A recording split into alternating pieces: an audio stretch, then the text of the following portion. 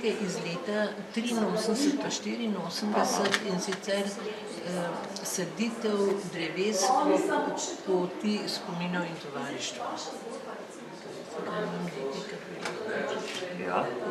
Ta prvi odlog o tem, da je pot kot zgodovinski spomin zavarovana. To imate tudi dokument? Imam, ja. Ker sem ga takrat še jaz podpisovala, kot županja.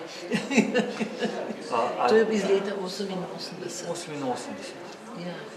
A je potem kje tudi zbran historiat, kako se je ime spreminjalo? Veste, kako ne pot se je skozi pot spominov in tovarištva. Spreminjali so se imena pohodov. Aha. Ja, spreminjala so se imena pohodov.